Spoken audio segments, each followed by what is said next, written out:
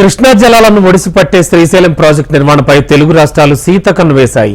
సుదీర్ఘకాలం నుంచి వేలాది ఎకరాలకు సాగునీరు అందిస్తూ వందలాది గ్రామాల దాహార్తి తీరుస్తోన్న బహుళార్థక ప్రాజెక్టు నిర్మాణ ప్రస్తుతం గాలిలో దీపంగా మారింది. భవిష్యత్తులో ఈ ప్రాజెక్టు ఏం కాబోతోందన్న ఆందోళన వ్యక్తమవుతోంది. తెలుగు రాష్ట్రాలకు జీవనాడిగా ఉన్న శ్రీశైలం ప్రాజెక్టుకు అసలు ఎందుకు ఈ పరిస్థితి ఎదురైంది? భవిష్యత్తులో ఈ ప్రాజెక్టు ఏం కాబోతోంది? శ్రీశైలం ప్రాజెక్టు వాస్తవ పరిస్థితిపై హెచ్ఎంటీవీ స్పెషల్ ఫోకస్.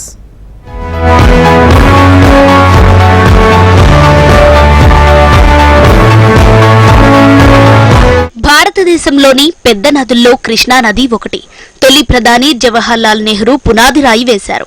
శ్రీశైలం దేవస్థానం సమీపంలో ఈ ప్రాజెక్టు నిర్మాణం జరిగింది.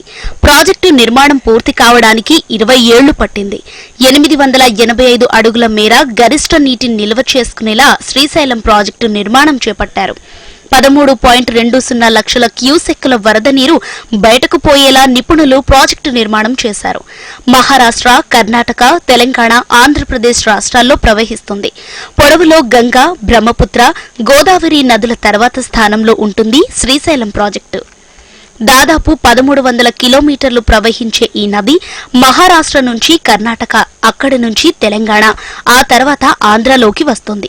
సుమారు 90 కిలోమీటర్ల దూరంలో తెలంగాణలో ప్రవహిస్తుంది. తెలంగాణ ఆంధ్రప్రదేశ్ రాష్ట్రాల సరిహద్దుగా ఉంటుంది. నదికి ఒకవైపు తెలంగాణ, మరోవైపు ఆంధ్రప్రదేశ్ రాష్ట్రాలు ఉంటాయి. అలంపురం నుంచి ముక్తియాల వరకు ఈ నది 2 రాష్ట్రాలకు సరిహద్దు. ఆ తర్వాత పూర్తిగా ఆంధ్రప్రదేశ్ ప్రవహించి సముద్రంలో కలుస్తుంది.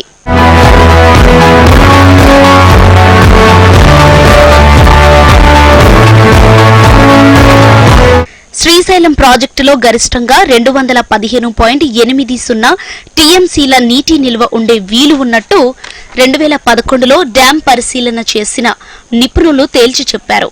వరద డ్యాంలో అడుగున భారీగా బురద చేరటంతో 224 టీఎంసీల నీటి నిల్వ సామర్థ్యం డ్యాం కోల్పోయినట్లు అప్పట్లోనే వారు స్పష్టం చేశారు.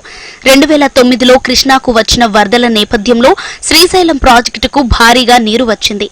ఈ సమయం ప్రాజెక్టు క్రస్ట్ గేట్ల నుండి ముందుకు దూకిన వరద నీటి ఒత్తిడి కారణంగా ప్లంజ్ పూల్ వద్ద భారీ గొయ్యి ఏర్పడింది. శ్రీశైలం డ్యాం భద్రతపై అనుమానం మొదలైంది. మళ్లీ భారీ వరదలు వస్తే శ్రీశైలం డ్యాం తట్టుకుంటుందా లేదా అనేది ఇప్పుడు సందేహంగా మారింది. ఇక వరదల వల్ల డ్యాం కుడి, ఎడమ గేట్లు దెబ్బతిన్నాయి. శ్రీశైలం ప్రాజెక్టు నిర్మాణం జరిగినప్పటికీ 50 సంవత్సరాలు దాటిపోయినప్పటికీ కూడా మరమ్మతులకు సంబంధించినటువంటి అధికారులు కానీ కమిటీలు కానీ మరి కాలయాపన చేస్తూ ఉన్నాయి. ఇప్పటికే ఈ నెలకాలంలోనే 2 కమిటీలు వచ్చి పర్యవేక్షించి చూసిపోవడం జరుగుతూ ఉంది. కమిటీలతోనే కాలయాపన చేస్తున్నారు తప్ప దానికి సంబంధించినటువంటి నిధులను కేటాయించడంలో మరి కేంద్ర ప్రభుత్వం కానీ రాష్ట్ర ప్రభుత్వం కానీ పూర్తిగా విఫలమైపోతా ఉన్నాయి. ఎందుకంటే ఈ టైంలోనే వాటికి సమ్మర్లోనే పనులు చేసుకోవడం వల్ల కొంత బడ్జెట్ కూడా తగ్గే అవకాశం ఉంటుంది. మళ్ళీ వానాకాలం వచ్చిందంటే చేయాలంటే ఇబ్బందికరంగా ఉంటుంది. అక్కడ డీవాటరింగ్ చేసుకోవడం కానీ పనులు సక్రమంగా జరిగే అవకాశం ఉండదు. ఇప్పటికే ప్లంజ్ పూల్లో భారీ గొంతు ఉందని చెప్పేసి మరి ఆ రోజు రాష్ట్ర ప్రతిపక్ష నాయకుడు జగన్మోహన్ రెడ్డి గారు దాని మీద పెద్ద విమర్శ చేయడం జరిగింది.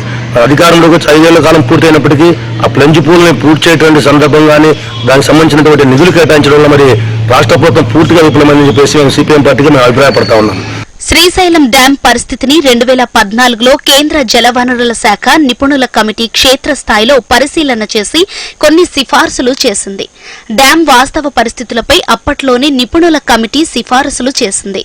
వరదల వచ్చిన సమయం డ్యాం దెబ్బతిన్నదని, ప్లంజ్ పూల్ గుంత ఏర్పడిందని, డ్యాం నీటి నిల్వ సామర్థ్యం తగ్గిందని నిపుణుల కమిటీ స్పష్టం చేసింది. డ్యాంలో భారీ ఎత్తున బురద పేరుకుపోయిందని తెలిపిన కమిటీ వరదల తాకిడి వల్ల ఆనకట్ట పునాదులు కూడా దెబ్బతినే అవకాశం ఉందని వివరించింది. ఇది తీవ్ర ప్రభావం చూపుతుందన్న విషయాన్ని నిపుణుల కమిటీ తేల్చి చెప్పింది.